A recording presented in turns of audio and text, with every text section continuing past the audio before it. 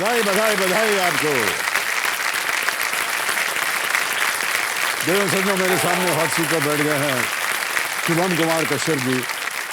ये एक assistant bank manager हैं और ये धनबाद झारखंड से। बहुत बहुत स्वागत आपका एक बार फिर। Thank you so much Shubham ji. और आप कंपेनियन के रूप में किससे लाए अपने साथ? सर। कंपेनियन के रूप में मेरे माता पिता मेरे साथ आए हैं जी। प्रणाम करता हूं आपको और बहुत बहुत स्वागत आपका। आपका ये जो बैंक है जहां आप असिस्टेंट मैनेजर हैं, ये भी धनबाद में है? जी नहीं सर, मेरा बैंक जो है वो वेस्ट बंगाल में है। ओह अच्छा। नदिया डिस्ट्रिक्ट है और कृष्णा नगर है।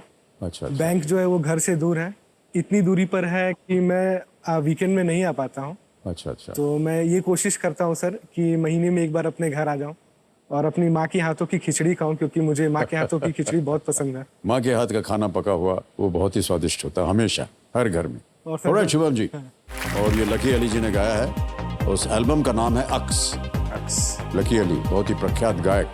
जी सर, उसके गाने बहुत पसंद हैं जी।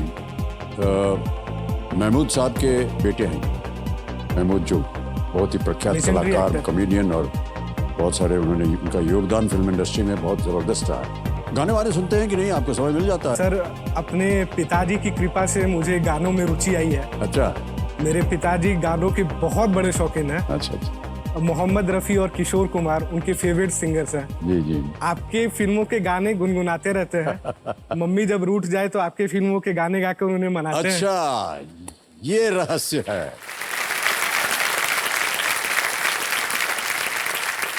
रूठती किस बात से है मम्मी जी? सर, रूठती इस बात से है जब मम्मी पापा को कुछ कहती है करने के लिए और उसमें कुछ विलंब करते हैं वो। तो अनिश्चित कारणों से वो क्रोधित हो जाती हैं और उनके क्रोध के प्रकोप को शांत और निवारण करने हेतु मेरे पिताश्री आपके गानों का भोग उन्हें लगाते हैं।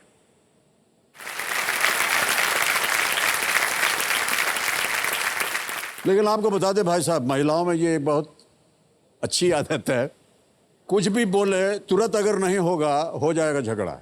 बिल्कुल। हाँ?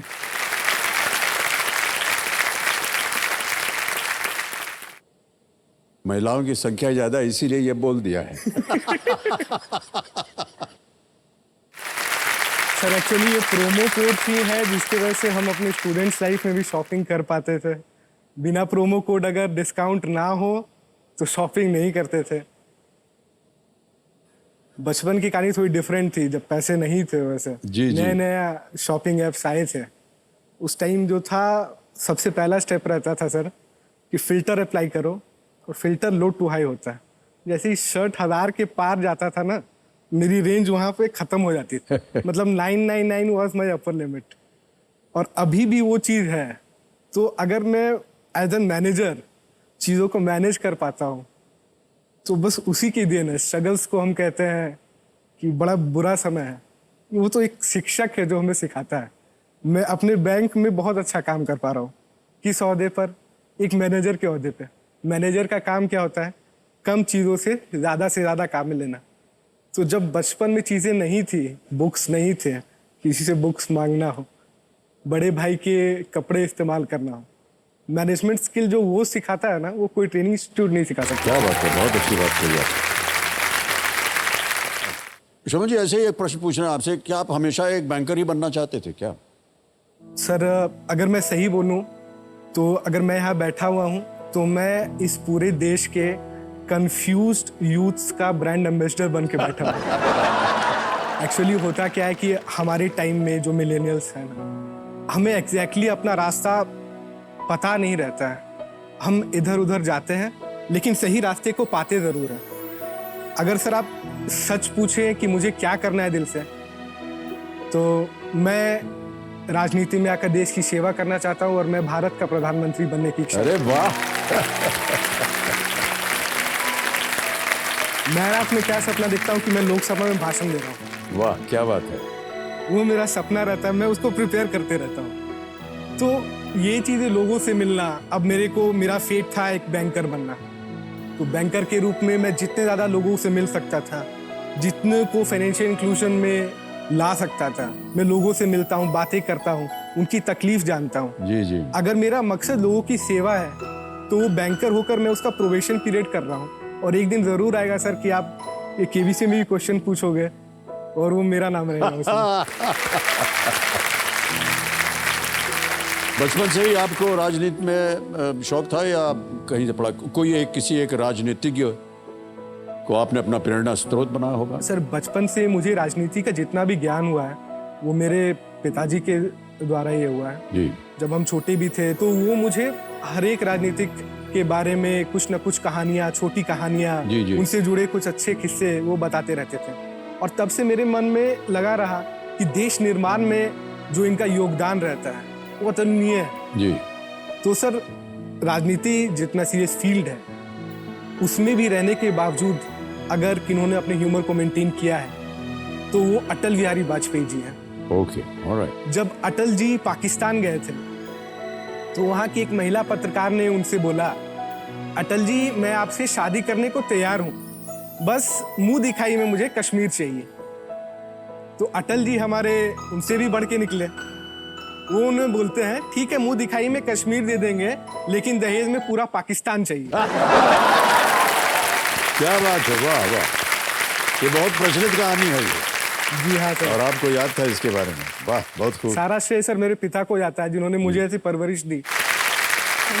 All the best. आगे नमस्ते रहे पूजा जी के लिए। तो देवेंद्र संजय मेरे सामने हॉट सीट पर बैठ गई हैं पूजा त्रिपाठी जी। ये एक होम मेकर हैं और ये संबलपुर उड़ीसा से आ रही हैं। बहुत बहुत स्वागत आपका, और कंपेनियन के रूप में हुआ है। प्रणाम करता हूँ आपको और बहुत बहुत स्वागत आपका। कैसा लग रहा है आपको? सर बहुत अच्छा लग रहा है। पहली बात, पिछले 3 साल से ये सपना था मेरा। लाइक पता नहीं सर कैसे लाइक सोते जागते हाँ जाना है, एक दिन जाना है, एक दिन जाना है। सर आज बिल्कुल भी यकीन नहीं हो रहा है कि कैसे ऑडिशन हो गया, कैसे मुंबई ऑडिशन हो गया, कैसे यहाँ पे बैठी हूँ। मुझे कुछ भी अभी तक मुझे ऐसा लग रहा है ना मैं कोई सपना देख रही हूँ। मुझे बिल्कुल भी नहीं यकीन हो रहा है कि मैं आपके सामने बैठी हूँ। पता नहीं क्या हुआ है। एंड जब आप आए फाइन तो ऐसा लग रहा था ना कि कोई डिवाइन पर्सनालिटी चल के आ रहा है। प्लीज सर मैंने देखा है जब भी कोई गलत प्रश्न पूछ लिया हमने आपसे, इसके लिए हम माफी चाहते हैं। अच्छा, इतना सब बोलने की जरूरत नहीं है आपको। अच्छा सुनिए सुनिए सुनिए सुनिए सर, और एक चीज बोलना चाहूंगी। हाँ जी।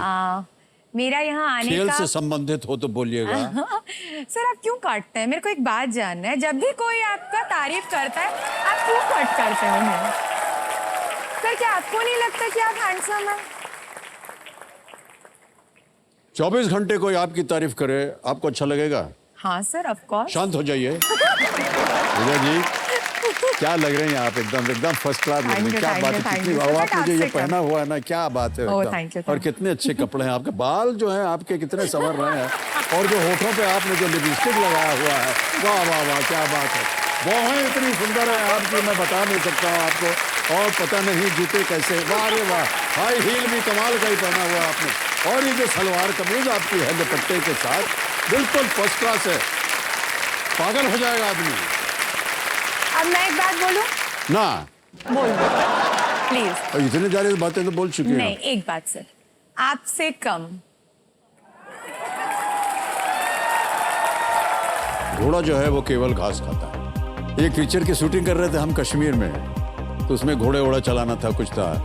तो वो जो घोड़े का मालिक था वो कुछ ले गया खिलाने के लिए अपने घोड़े को, तो उसने उसकी उंगली भी खा ली।